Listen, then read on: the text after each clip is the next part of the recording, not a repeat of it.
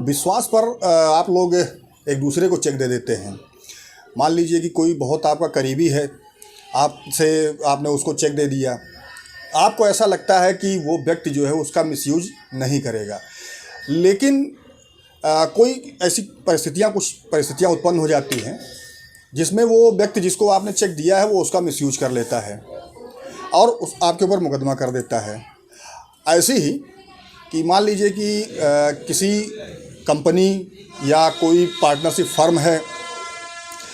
उसकी cheque bounce होती है, तो ऐसे में जो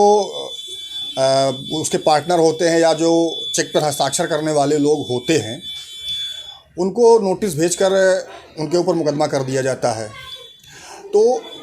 आज हम इस वीडियो में यही डिस्कशन करेंगे कि अगर मान लीजिए कि आपने विश्वास पर किसी को चेक दिया और उस व्यक्ति ने उसका मिसयूज किया, आपका कोई लेन देन उसका नहीं है, फिर भी आपके ऊपर 138 NI एक्ट का मुकदमा उसने कर दिया है। दूसरी चीज़ कि यदि कोई कंपनी या फर्म की चेक बाउंस हो जाती है और उस पर जो सिग्नेचर करने वाले हैं, जिसने चेक पर हस्ताक्षर किया है, या जो कंपनी या फर्म के पार्टनर हैं, उनके ऊपर मुकदमा हो जाता है, तो वो कौन सी परिस्थितियां हैं कि आप पैसा देने से बच सकते हैं। यानी कि जिसके ऊपर मुकदमा कंप्लेनेंट ने कर रखा है, वो कब ऐसी परिस्थितियां उत्पन्न होती हैं कि उसको पैसा नहीं देना पड़ेगा। तो आज हम अपने इस वीडियो में इसको विस्तार पूर्वक आपको समझाएंगे कि जो 138 की नोटिस होती है या जो कंप्लेंट होती है, वो उसमें कौन सी ऐसी कमी रह जाती है जिसकी वजह से कंप्लेनेंट को पैसा नहीं मिलता है, या जो जिसके ऊपर मुकदमा है उसको पैसा नहीं देना पड़ता है। तो वीडियो महत्वपूर्ण है, अंत तक ज़रूर देखिएगा। मान लीजिए कि किसी कंपनी या कोई फर्म की चेक है और वो बाउंस हो जाती है। ऐसे में चेक बाउंस होने के बाद, या कोई प्राइवेट पर्सन की चेक है वो भी बाउंस हो जाती है, तो चेक बाउंस होने के बाद सर्वप्रथम सबसे पहला जो कदम होता है वो होता ये है कि चेक बाउंस होने के 30 दिनों के अंदर आपको नोटिस देनी पड़ती है जिसने आपको चेक दी है कि भाई आपने ये फला नंबर की चेक हमको दी थी जो इन कारणों से बाउंस हो गई है। अब अगर किसी फर्म या कंपनी की चेक है वो बाउंस हो जाती है, तो उसकी अगर नोटिस आपने दी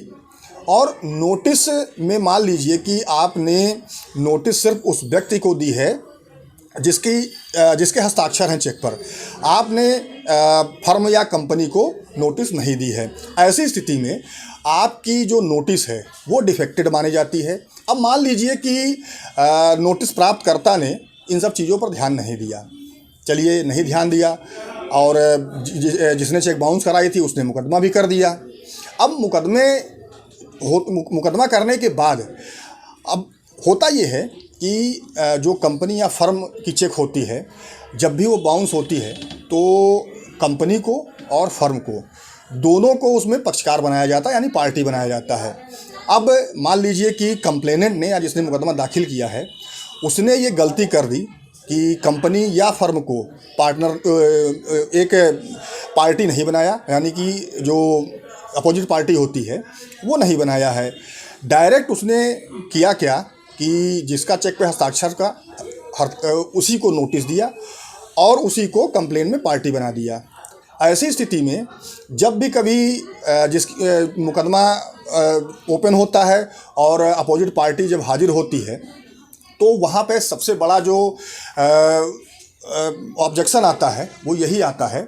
कि भाई अगर कंपनी या फर्म की चेक है तो अगर आपने पार्टी नहीं बनाया है तो आपकी पहले तो वो नोटिस ही डिफेक्टेड है,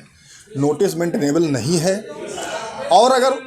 किन्हीं कारणों से कंप्लेंट दाखिल हो गई है तो आपकी वो कंप्लेंट भी मेंटेनेबल नहीं है। ऐसी स्थिति में जो विपक्षी पार्टी है जिसको पैसा देना है वो पैसा देने से बच सकता है। इसमें बहुत सारी ऑनरेबल सुप्रीम कोर्ट की, ऑनरेबल हाई कोर्ट की भी रूलिंग्स भी है कि अगर आपने कंपनी या फर्म को एज ए पार्टी कंप्लेंट में नहीं बनाया है तो आपकी कंप्लेंट मेंटेनेबल नहीं है। अब मान लीजिए कि ये गलती कंप्लेनेंट ने कर दी है, तो जो अपोजिट पार्टी है जिसको पैसा देना है वो बच सकता है इन सब चीज़ों से। और अगर सही से मुकदमा वो लड़ता है और वो सारे फैक्ट एंड सर्कमस्टेंसेस को कोर्ट में पेश करता है, बताता है कि भाई इस कंप्लेंट में ये कमी है, इन्होंने फर्म को या कंपनी को पार्टी नहीं बनाया है, इसलिए ये कंप्लेंट मेंटेनेबल नहीं है, तो ऐसी स्थिति में पैसा देने से बचा भी जा सकता है। यानी कि जब कंप्लेंट मेंटेनेबल नहीं है, कंप्लेंट मान लीजिए कंप्लेंट रिजेक्ट हो गई, तो आप बच सकते हैं पैसा देने से। अब मान लीजिए कि किसी प्राइवेट पर्सन की कोई चेक है, जैसा कि मैंने बताया कि बहुत से ऐसे लोग हैं जो एक दूसरे को विश्वास पे चेक दे देते हैं, जबकि कोई लेन देन नहीं है। होता ये है कि मान लीजिए कि एक व्यक्ति ने किसी दूसरे व्यक्ति से उधार पैसा लिया, अब गारंटी स्वरूप में बिना लिखा पढ़ी के चेक दे दी कि भाई ये चेक हम गारंटी के रूप में दे रहे हैं, जब भी हम आपका पैसा वापस करेंगे तो आप ये चेक हमको वापस कर दीजिए। लेकिन अक्सर ये होता है कि जो हम लोग लेन देन करते हैं, मान लीजिए कि आपने कैश में पैसा वापस कर दिया, आपने कैश उधार लिया था और आपने कैश में ही उस पैसे को वापस कर दिया जिससे उधार लिया था। ऐसी स्थिति में आपने उस व्यक्ति से चेक नहीं लिया उस समय कि भाई ठीक है हमारे जानने वाले हैं या जो भी है, चेक हम बाद में ले लेंगे, लेकिन उस व्यक्ति ने उस चेक का मिसयूज किया और अपने खाते में लगा के बाउंस करा दिया, आपके ऊपर मुकदमा कर दिया। ऐसी स्थिति में आपको पूरी तरीके से फंसने की संभावना रहती है। आपको करना ये है कि अगर आप सिक्योरिटी में चेक दे रहे हैं तो आप उसकी लिखा पढ़ी जरूर करें, और अगर आप उधार लिए पैसे को वापस कर रहे हैं तो कोशिश ये करें कि आप बैंक खाते में पैसा डालें, और अगर आप नकद भी दे रहे हैं तो उस जो आपने चेक दी है सिक्योरिटी स्वरूप उसको आप तत्काल वापस ले लें। इसमें ज़रा भी संकोच न करें कि ये हमारे रिश्तेदार हैं, ये हमारे फलाने हैं, ये हमारे ये हैं। आप इस चीज़ को कभी न स्वीकार कीजिए कि चेक हम बाद में ले लेंगे। जब भी आप पैसा वापस करिए तत्काल आप उसकी चेक ले लीजिए। हाँ, अगर जो परिस्थितियां हैं कि मान लीजिए कि आपने पैसा खाते में वापस किया और उसकी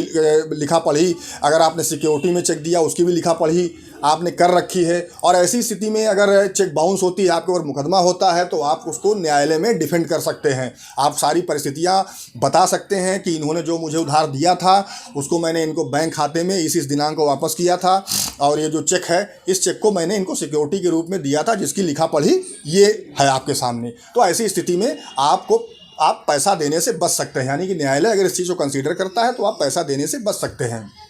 तो कई सारी ऐसी परिस्थितियां हैं जो उत्पन्न होती हैं कि आप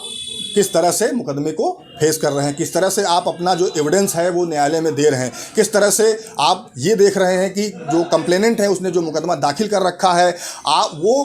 कौन कौन सी चीज़ों को लेके आया है। उन्हीं चीज़ों में से आपको अपने बचाव के रास्ते निकालने हैं। हाँ, रही बात जहाँ तक कि कंपनी या फर्म की, तो मैं फिर से रिपीट कर दूँ कि अगर नोटिस में या कंप्लेन में आपने कंपनी या फर्म को पार्टी नहीं बनाया है, जबकि चेक जो मिली है वो किसी कंपनी की है या फर्म की है, तो वो नोटिस और वो कंप्लेन मेंटेनेबल नहीं है। इसके लिए ऑनरेबल सुप्रीम कोर्ट के भी कई जजमेंट्स हैं जो अभी लेटेस्ट में आए हैं, 2022 के भी जजमेंट्स हैं,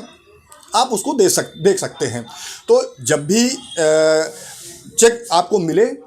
अगर आपकी कोई देनदारी या लेनदारी है तो विशेष ध्यान दें कि अगर कंपनी या फर्म की चेक है तो नोटिस आप दोनों को भेजें, यानी कि कंपनी को भी भेजें और जो ऑथराइज सिग्नेटरी है जिसके चेक पे सिग्नेचर हैं।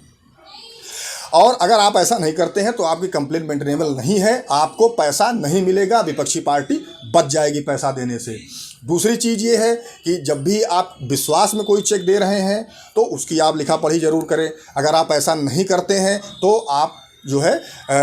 138 NI एक्ट के तहत अपराधी माने जाएंगे। यानी कि अगर आपके सिग्नेचर चेक पे हैं और आपने उस चीज़ को स्वीकार कर लिया कि मैंने इनको हस्ताक्षरित चेक दिया था, तो आप पैसा देने से बच नहीं सकते हैं।